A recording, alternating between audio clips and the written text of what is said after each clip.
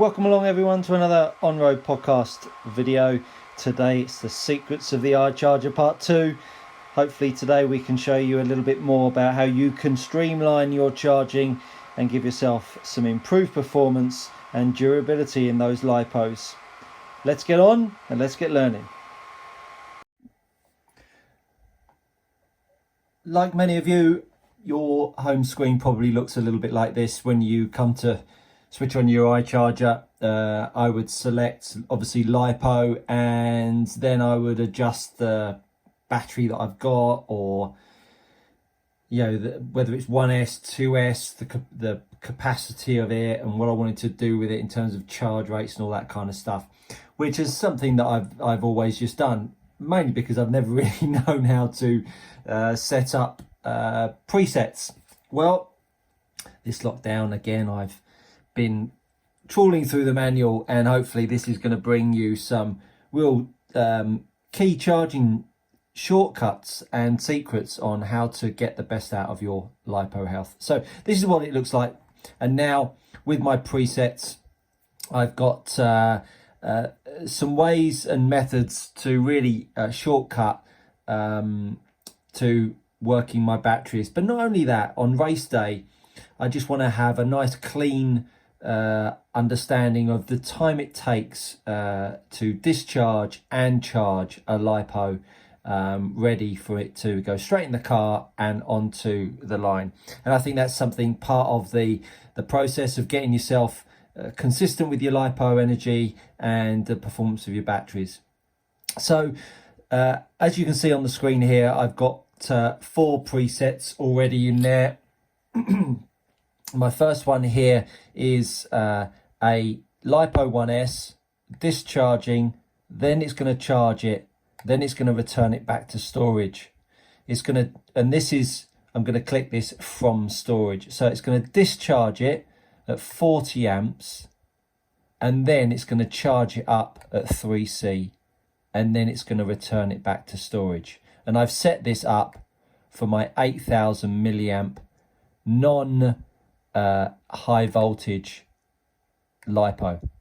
Then I've got a cycle that I'm going to do at home, which is a discharge from storage and a charge at 40 amps with my 8000 milliamp battery. I've just separated it here just to make sure that I can see clearly that I'm now selecting the HV format. And this is making sure that I understand that I've obviously clicked it to the HV, and these profiles are charging at HV, so they're going to go up to the high voltage 3.8, 4.35 per cell. And again, this one I'm going to alter actually, because I wanted to show you how to alter it. But this is actually going to be the same as this one here. It's going to discharge, charge, and storage it at 3C, charging, discharging at 40 amps, and that's for the 8200 high HV, high voltage lipo. So how do we create a new memory, or a new profile, should we say? So if I select lipo, I'm going to click the tab button once. I'm then going to move down to manage, click manage, and I'm going to click on add. Now the reason why I've clicked on the lipo button to add is because it will then select that lipo option. We don't want the other variables, the LILO or the other variables which I have no clue about. Cells, because it's 1S, I'm going to select 1S. If you were setting up your 2S lipos or your 3S lipos, you would select that. Then I'm going to click down to my capacity. Now on my HVs, they are 8200.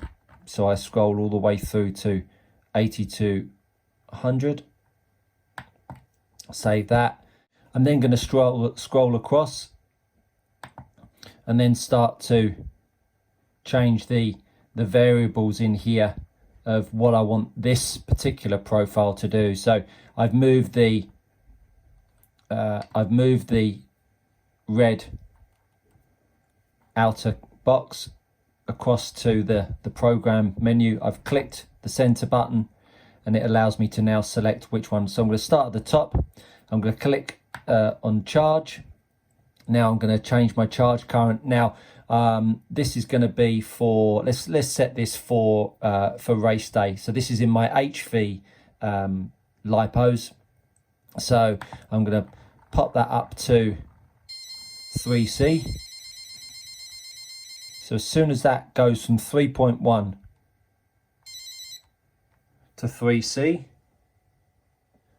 I know that I'm into the 3C. 3.1 isn't allowed, 3C is.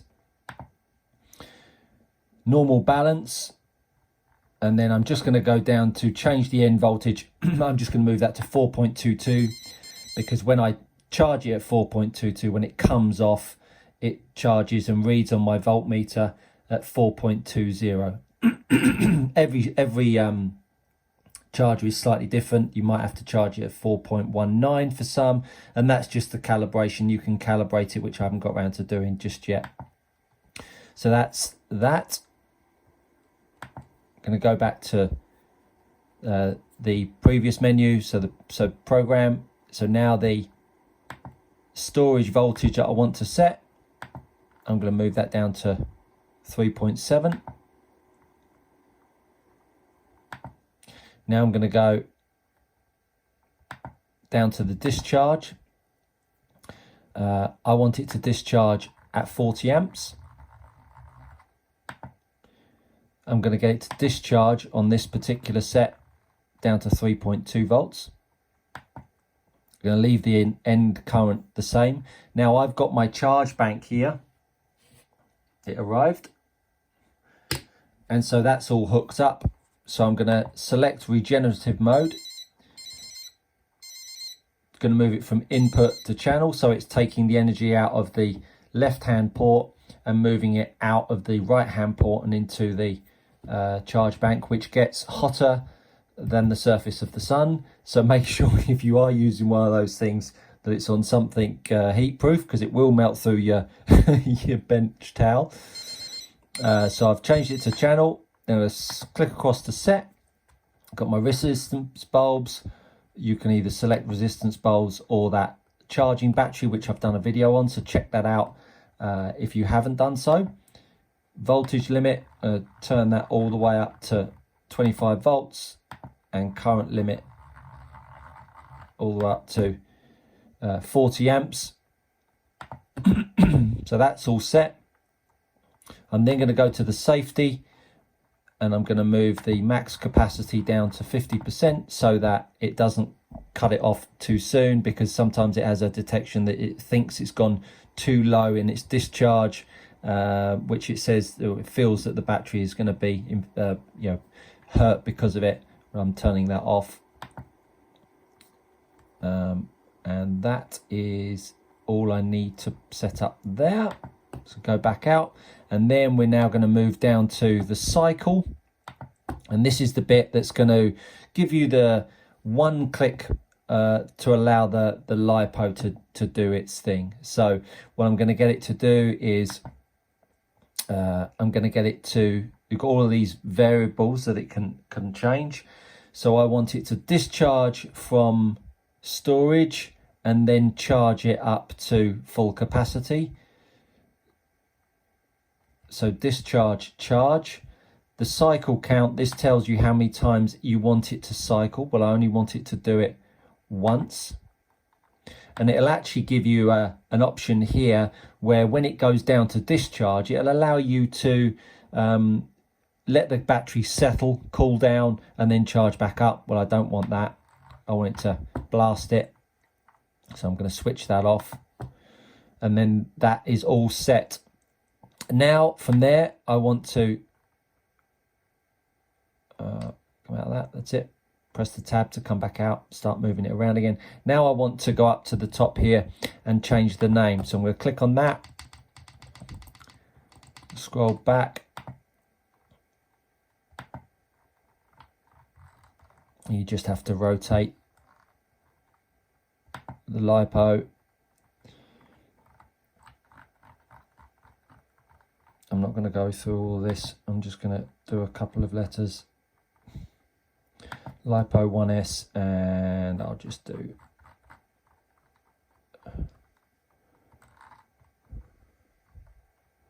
HV. And so once I've found the name that you want to give it, click it again, click it twice, and it pulls out of that. And now you can go down and press save. And then that is now saved into your menu. Now, if you want to move that into a specific place, you'd then click the manage. If you want to move it, you can now move it wherever you want to. And you just then select that, and that's now saved in that same spot there. So that's how you go about setting up a profile, which I think is absolutely crucial to making life simple at the track, giving you some really nice clean timings of when you need to stick your battery on to make it finish at that right time, whenever that might be for you. So you can go through your cycle from storage, or if you want to discharge it, whatever you want to do, you're going to have a nice clear understanding of how long that takes. And you're going to have your home settings as well, which I think is important, because you're going to do certain things at home. You might discharge and charge at 40 amps just to get those batteries ready for the next day at your race meeting, just to get the best out of those. And all of this stuff is it just makes it a little bit more autonomous for you, and a little easier to do. So I've got a LiPo set up here, and I'm going to crack on with a HV charge, discharge, and charge. Should I say, no, I'm not. I'm going to do discharge, charge, and storage. So simply hit the cycle. It tells you what it's about to do. It's going to charge it. It thinks the capacity of the LiPo is at 8,000. The cells are 3.7. It's only going to do it once. There is no delay between each of these phases, and off she goes. Hopefully that's been useful. Any questions or any thoughts or comments, feel free to do so in the comments below. Make sure you like and subscribe to the channel while you're here, and there'll be lots more info coming your way sometime soon. All the best.